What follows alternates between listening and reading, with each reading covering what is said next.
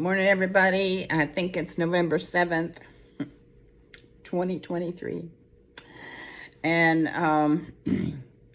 none of us like change. I don't like change. Sometimes I like change, sometimes I don't.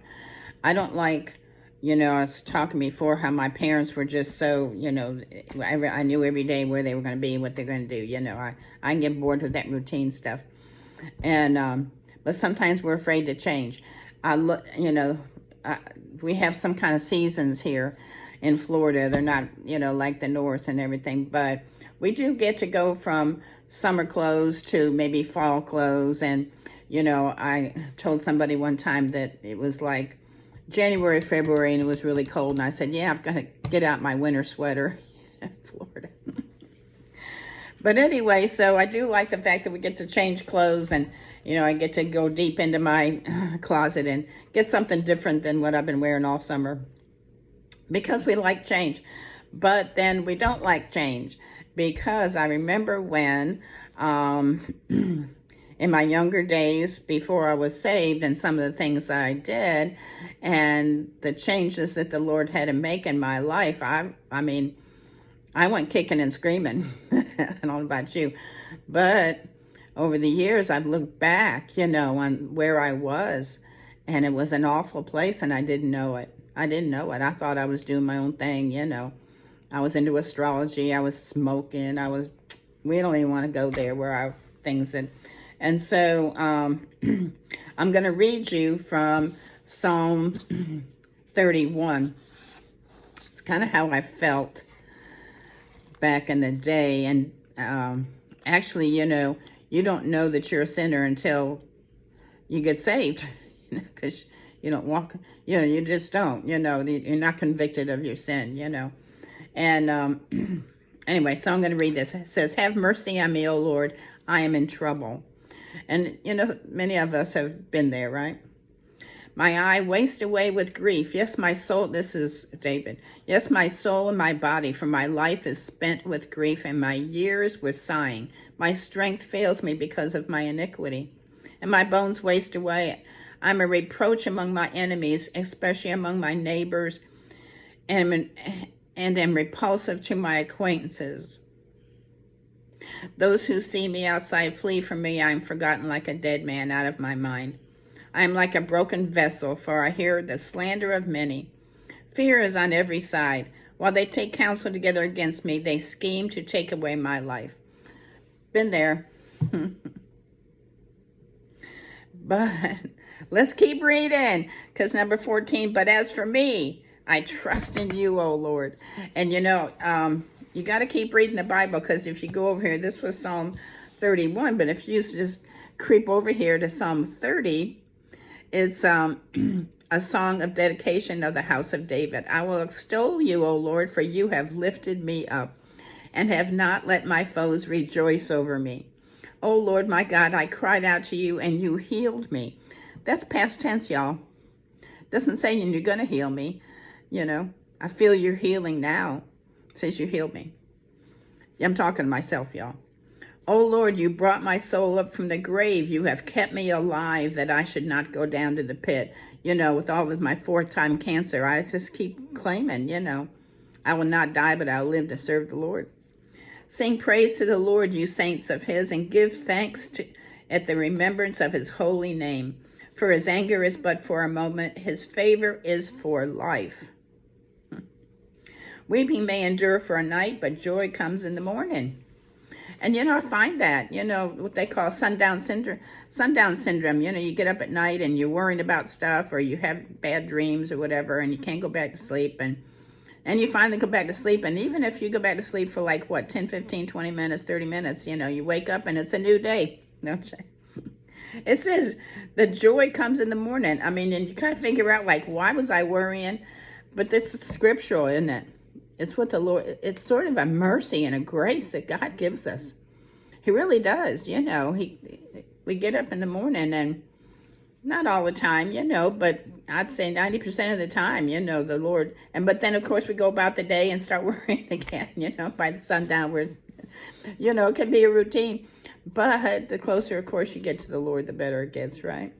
So I heard this thing on Joseph Prince this morning.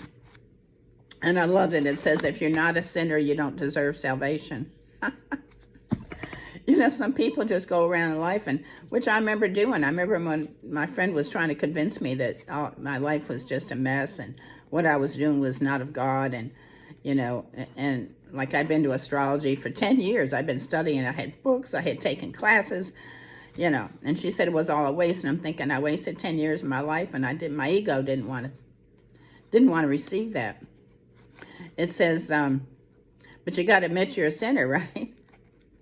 And so finally the Lord, you know, kind of struck me down in my bed one night, you know, and showed me all the things that I was doing wrong and really convicted me. It was cried all night thing. It was amazing. But the next day was joy in the morning. So also kind of reminds me of when I bought this condo, and I remember talking to my friend Carolyn, and I said, I'm 75, well, I'm like 73 back then, you know. And I said, and I don't know how I deserve this condo with a 30-year mortgage. I mean, how does this happen, you know? I said, I kind of hardly believe I even deserve it. She says, you don't. That was a little slap in the face from my little ego, you know. I don't know how little it is.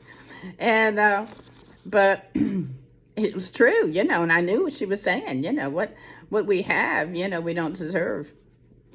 But we can lose everything. And I think about all the people in the Bible that have, you know, and even, you know, people that I know that have walked away from their homes, gone on the mission field, or, you know, done things that have just lost everything for whatever reason. And, you know, as a child, and maybe think of as a child when we, you know, like a 2-year-old or 1 year trying to walk, you know, you fall down and what happens to that baby? That baby starts crying. And so we kind of freak out when we fail, you know, but we're going to fall down because we're babies, you know, we're sinners. If we weren't sinners, Jesus wouldn't have had to gone to that cross and died for us, but he did, you know. By grace are we saved through faith, not of our works, but as a gift of God. So, anyway, I'm going to read this from Sarah Young. It says, I'm training you to depend on me alone, finding fulfillment in my presence. This entails being satisfied with much or with little, accepting either as my will for the moment. Instead of grasping and controlling, you are learning to release and receive. Cultivate this receptive stance by trusting me in every situation. And I say, I will extol you, Lord, for you have lifted me up and have not let my foes rejoice over me. O Lord, my God, I cried out to you and you healed me. O Lord, you brought my soul up from the grave. You have kept me alive that I should not go down to the pit. I'm holding this. I'm going to, I hope y'all want to take communion today if you want to. You know, that's the plan.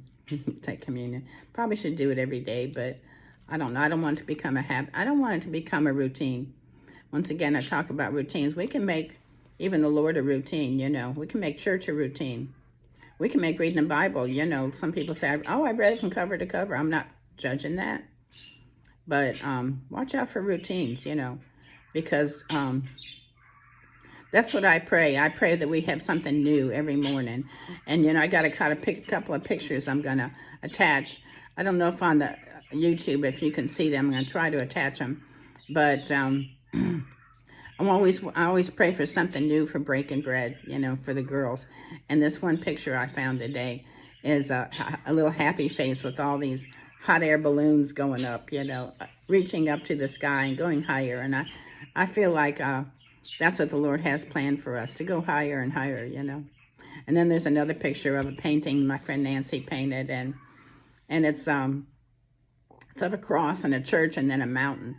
And so the path goes past the cross, because the cross is already a done deal. This is how I see it. And then it goes into the temple, into the church, you know, where you meet the Lord. Our spirit meets his spirit. And then further on, it goes up to the mountain. You know, we're always trying to go higher. And Jesus is always wanting to look and lift us higher as we go, you know. So don't despair if you've lost everything, or don't despair if you think you failed in some way. Don't despair. Because if you weren't a sinner, you wouldn't, Jesus wouldn't have had to go to that cross. He knew you, he knew what you're going to do. He already knew in advance. He knew when you were born how your life was going to go. So he already has a plan. What is that Jeremiah? You know, I have a plan for you that's to do you good and not harm. God has a plan. So always remember that. And one more thing. I'm going to end with this. One thing I ask of the Lord, that is what I seek, that I may dwell in the house of the Lord all the days of my life. Doesn't say dwell in the house of the Lord when I get to heaven. This is from Psalm 27. Let's go to Psalm 27. 27:4. One thing I have desired of the Lord, that will I seek, that I may dwell in the house of the Lord all the days of my life, to behold the beauty of the Lord. Beauty is all around us, you know. We gotta, my dad was, I don't know, this is kind of a side, but my father didn't know the Lord until the end of his life, you know. But God is everywhere, you know, and he shows up everywhere, even people that don't know him, you know. And one of the things that he always did, and he taught me, well, he tried to teach me. I wasn't very good at it, but after he'd passed away, I thought about it, you know, and how he admired he wrote a lot of things. He was always writing things down. He wrote about how much he enjoyed his environment. The sky and the trees and the clouds and, you know, the plants, and he just would go outside and enjoy his environment. I don't know that he realized the creator, you know, but for some reason, I'm not sure why, you know, he had that ability, because a lot of people just wake up and don't even, you know, they look around and they don't see beauty. They don't, and I've done it many times, you know. But you have to, he did it naturally. This came natural for him for some reason.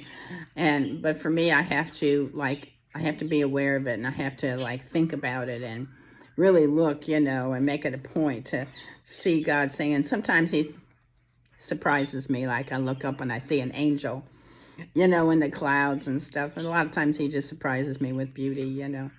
But it doesn't come natural. I have to really, you know, say, oh, Lord, let me see you. Let me, you know, I want to see you more. And he just shows up stuff, okay? I love you guys. Hope I wasn't just rambling today. I always want you to hear the voice of God. You know, when I get up in the morning, I'm just getting up and I'm half asleep and I'm walking the dog and feeding the dog, trying to get some breakfast, got to put the makeup on, get dressed and all this stuff. I come down here about 8:15 or 8 o'clock sometimes. And I don't know what the Lord's going to put in my heart. You know, sometimes he's put little ditties in my spirit, but I just get down here and start talking.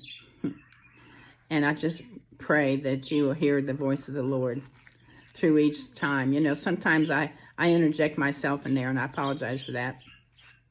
But I just pray that you will see him and know that, because my goal, my heart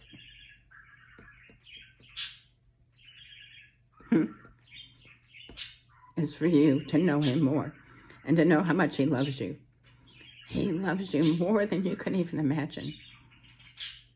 And he wants you to see the love and just wrap yourself up in it, and, you know, just feel like you're under his wing. He created you for his joy. He created you on purpose for his benefit. I love you guys. Jesus loves you so much more. I'll see you later. Bye.